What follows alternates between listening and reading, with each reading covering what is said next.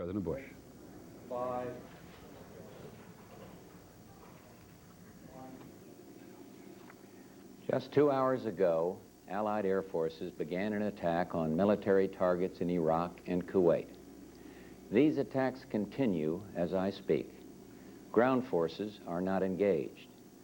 This conflict started August 2nd when the dictator of Iraq invaded a small and helpless neighbor. Kuwait, a member of the Arab League and a member of the United Nations, was crushed. Its people brutalized.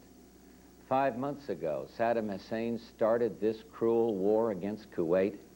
Tonight, the battle has been joined. This military action, taken in accord with United Nations resolutions and with the consent of the United States Congress, follows months of constant and virtually endless diplomatic activity on the part of the United Nations, the United States, and many, many other countries. Arab leaders sought what became known as an Arab solution, only to conclude that Saddam Hussein was unwilling to leave Kuwait. Others traveled to Baghdad in a variety of efforts to restore peace and justice. Our Secretary of State, James Baker, held an historic meeting in Geneva, only to be totally rebuffed. This past weekend, in a last-ditch effort, the Secretary General of the United Nations went to the Middle East with peace in his heart, his second such mission, and he came back from Baghdad with no progress at all in getting Saddam Hussein to withdraw from Kuwait. Now, the 28 countries with forces in the Gulf area have exhausted all reasonable efforts to reach a peaceful resolution, have no choice but to drive Saddam from Kuwait by force. We will not fail. As I report to you, air attacks are underway against military targets in Iraq. We are determined to knock out Saddam Hussein's nuclear bomb potential. We will also destroy his chemical weapons facilities. Much of Saddam's artillery and tanks will be destroyed. Our operations are designed to best protect the lives of all the coalition forces by targeting Saddam's vast military arsenal. Initial reports from General Schwarzkopf are that our operations are proceeding according to plan. Our objectives are clear. Saddam Hussein's forces will leave Kuwait. The legitimate government of Kuwait will be restored to its rightful place, and Kuwait will once again be free. Iraq will eventually comply with all relevant United Nations resolutions, and then, when peace is restored, it is our hope that Iraq will live as a peaceful and cooperative member of the family of nations, thus enhancing the security and stability of the Gulf.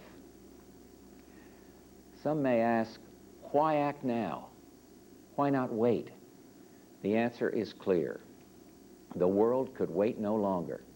Sanctions, though having some effect, showed no signs of accomplishing their objective. Sanctions were tried for well over 5 months, and we and our allies concluded that sanctions alone would not force Saddam from Kuwait. While the world waited, Saddam Hussein systematically raped, pillaged, and plundered a tiny nation, no threat to his own. He subjected the people of Kuwait to unspeakable atrocities, and among those maimed and murdered, innocent children. While the world waited, Saddam sought to add to the chemical weapons arsenal he now possesses an infinitely more dangerous weapon of mass destruction, a nuclear weapon. And while the world waited, while the world talked peace and withdrawal, Saddam Hussein dug in and moved massive forces into Kuwait. While the world waited, while Saddam stalled, more damage was being done to the fragile economies of the Third World, the emerging democracies of Eastern Europe, to the entire world, including to our own economy. The United States, together with the United Nations, exhausted every means at our disposal to bring this crisis to a peaceful end. However, Saddam clearly felt that by stalling and threatening and defying the United Nations, he could weaken the forces arrayed against him. While the world waited, Saddam Hussein met every overture of peace with open contempt. While the world prayed for peace, Saddam prepared for war. I had hoped that when the United States Congress, in historic debate, took its resolute action, Saddam would realize he could not prevail and would move out of Kuwait in accord with the United Nations resolutions. He did not do that. Instead, he remained intransigent, certain that time was on his side. Saddam was warned over and over again to comply with the will of the United Nations, leave Kuwait or be driven out. Saddam has arrogantly rejected all warnings. Instead, he tried to make this a dispute between Iraq and the United States of America. Well, he failed. Tonight, 28 nations, countries from 5 continents, Europe and Asia, Africa and the Arab League, have forces in the Gulf area standing shoulder to shoulder against Saddam Hussein. These countries had hoped the use of force could be avoided. Regrettably, we now believe that only force will make him leave. Prior to ordering our forces into battle, I instructed our military commanders to take every necessary step to prevail as quickly as possible and with the greatest degree of protection possible for American and Allied servicemen and women. I've told the American people before that this will not be another Vietnam. And I repeat this here tonight. Our troops will have the best possible support in the entire world, and they will not be asked to fight with one hand tied behind their back. I'm hopeful that this fighting will not go on for long, and that casualties will be held to an absolute minimum. This is an historic moment. We have in this past year made great progress in ending the long era of conflict and Cold War. We have before us the opportunity to forge for ourselves and for future generations a new world order, a world where the rule of law, not the law of the jungle, governs the conduct of nations. When we are successful, and we will be, we have a real chance at this new world order, an order in which a credible United Nations can use its peacekeeping role to fulfill the promise and vision of the UN's founders. We have no argument with the people of Iraq. Indeed, for the innocents caught in this conflict, I pray for their safety. Our goal is not the conquest of Iraq. It is the liberation of Kuwait. It is my hope that somehow the Iraqi people can, even now, convince their dictator that he must lay down his arms, leave Kuwait, and let Iraq itself rejoin the family of peace-loving nations. Thomas Paine wrote many years ago, "These are the times that try men's souls." Those well-known words are so very true today.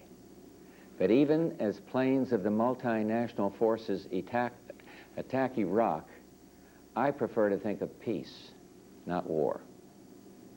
I am convinced not only that we will prevail, but that out of the horror of combat will come the recognition that no nation can stand against a world united.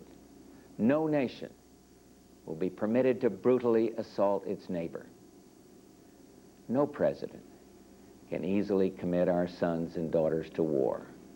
They are the nation's finest.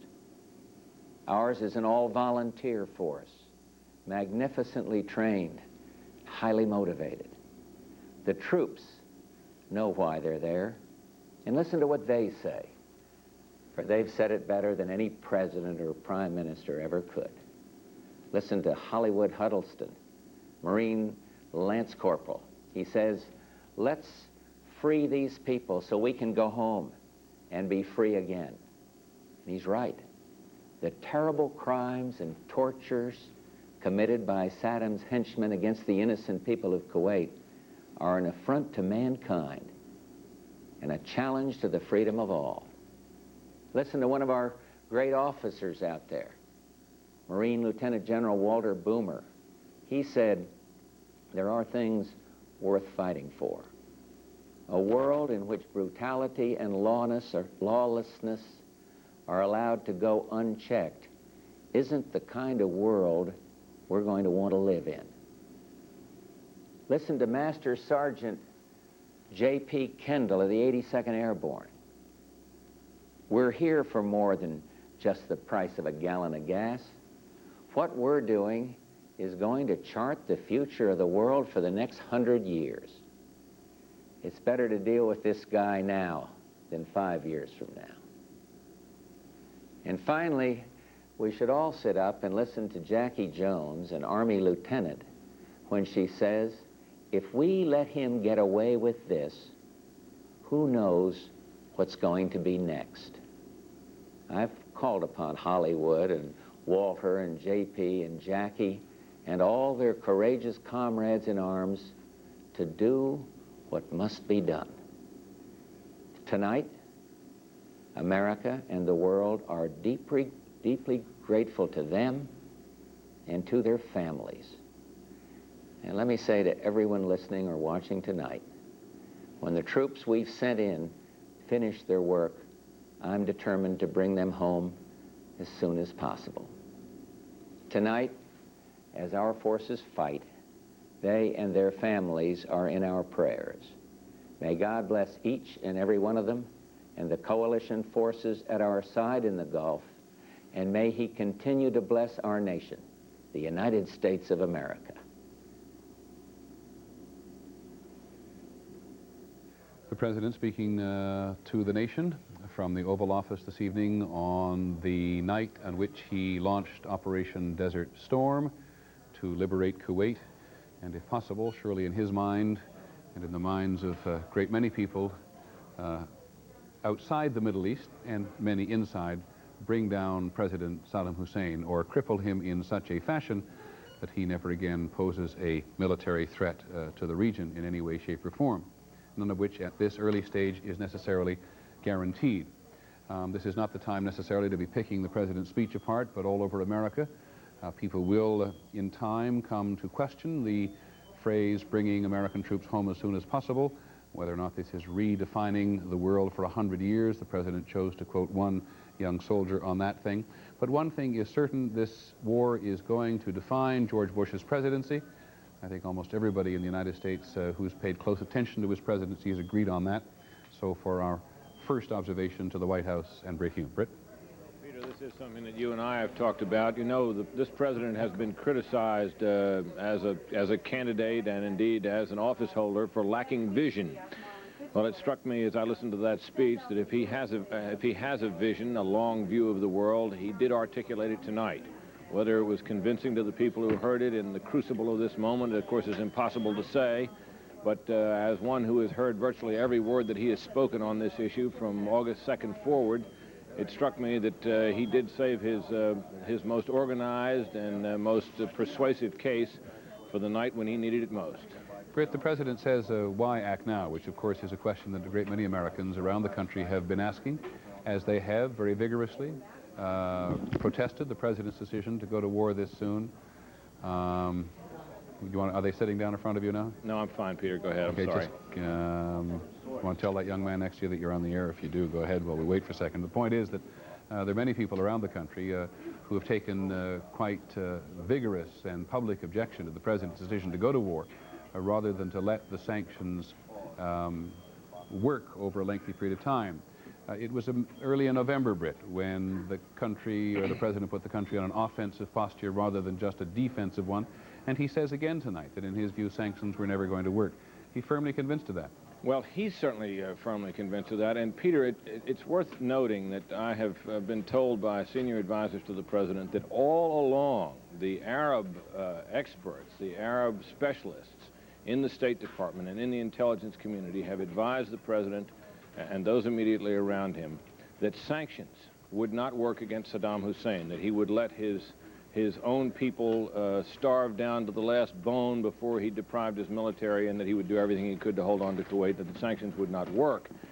And as recently as last week at a meeting here at the White House, a number of those specialists, including April Glaspie, who still has the title of the United States ambassador to Iraq, advised the president that they did not believe at this point that Saddam Hussein was going to yield to the threat of military force either, that it just wasn't going to work. Nonetheless, the president and his men and those around him all held out hope that at the last minute it would, but were deeply pessimistic starting recently that it ever would. Well, you bring up a name from the past, a woman named April Glaspie, American ambassador to Iraq, seen in the famous video with Saddam Hussein telling him that the United States had no particular policy about Kuwait. She was under instructions at the time from the State Department to say just that. And before Saddam Hussein invaded Kuwait, an encounter between an American diplomat based on American policy towards the Middle East, which will go into the history books and be debated for years to come. But a great many American politicians tonight will think this is not a time in fact, a great many Americans tonight will think this is not a time to debate the president's policies, because American military men and women are now involved in a war. Let's go to Capitol Hill, where ABC's Jim Wooten is standing by with Senator John Warner. Warner is the ranking Republican on the Armed Services Committee, a former Secretary of the Navy, and he's also a member of the Intelligence Committee. I assume you believe that the president did make his case tonight. Very definitely, but I'm pleased that the constitutional process as laid down by the Founding Fathers was complied with before this military action. I'm also pleased that the president did not pull the trigger the instant the UN deadline went into effect, but gave Saddam Hussein and diplomacy another 48 hours. Is there anything that Congress can do now? Is there any further role that Congress plays, that a man like you? Well, very definitely. I've been summoned to go to the Secretary of Defense's office early in the morning to begin to lay plans on that. But I'd like to point out one other thing. The president tonight, and in meetings with congressional leaders where I was in attendance, repeatedly said that he wanted to give his military commanders a greater degree of discretion in this conflict than perhaps at any time since World War II. He felt all along that they didn't want any parallels to Vietnam, but this time he picked the best. He's given them the authority. He'll remain civilian control, in control, undoubtedly, with Secretary Cheney, but they will have, as he said tonight, their arm will not be tied behind their back, and they will be given a greater degree of discretion. Peter? I was just going to ask Senator Warner a little bit more about that, Jim. Yeah. Presidents do meddle in military affairs no end. One is reminded of Lyndon Johnson during Vietnam particularly. Senator Warner, is there no circumstance in which you believe the president will be tempted to play a more active role than he has up until now in military affairs? Well, I was in the Pentagon for 5 years during Vietnam as Undersecretary, Secretary of the Navy, and saw firsthand how the military was put on a pretty tight rein. This time, as the president consulted with the leaders in Congress, and bear in mind he did that more than any other president in history before a conflict, repeatedly said he did not want those same parallels. And tonight he made reference to not having their arms tied, one arm behind their back. And to me that means he'll maintain civilian control, and dearly, with his Secretary of Defense, observe keenly and carefully all of the operations. But I do say that he will give them a greater degree of discretion than senior military people have had probably since World War II. Senator Warner, you've been very visible throughout the run-up to actual war, throughout the crisis. You've been a very strong supporter of the president. What advice have you been giving him? Well, he followed it. I was one of the ones in December that called for early action by Congress, believing that the Constitution must be met, and indeed he did that. And secondly, again, to launch this attack, and I said this at our meeting on Monday, time it in connection with the best advice that you can get from the Chairman of the Joint Chiefs of Staff and the commander-in-chief to sink General Schwarzkopf, and I'm confident he did that. And what's the biggest pitfall we have to watch for at the moment? Early optimism, and bear in mind we must maintain in our hearts the concern for the men and women engaged in that battle at all levels, and also their families here at home. Thank you, Senator Warner. If I may, I'd like to talk to Jim Wooten for just one more minute. Jim, it's just my instinct that at a moment of great national testing like this, politicians would want to converge on Capitol Hill, if only to talk to one another. Is that happening? It isn't happening, Peter, not at all. I think this happened so late tonight, and not all congressmen, as Senator Warner was, were briefed early on as to the possibility of what was happening tonight. And the Senate went out of session a little earlier, so did the House. So most of them made their way home, and I expect got the news about the same time that we did. We're always asking you to count noses up there, particularly in the Senate, as to way emotion and intellects are running. What do you think this will have caused tonight? Great surprise that it was this soon? No, not at all. No surprise at all that I could discover in the few senators that I've talked with. I think that there was some anticipation that it might be even a little longer than this, but I don't think that that the trigger being pulled on this night surprised anybody in the Congress. Okay, Jim Wooten, thank you very much, and also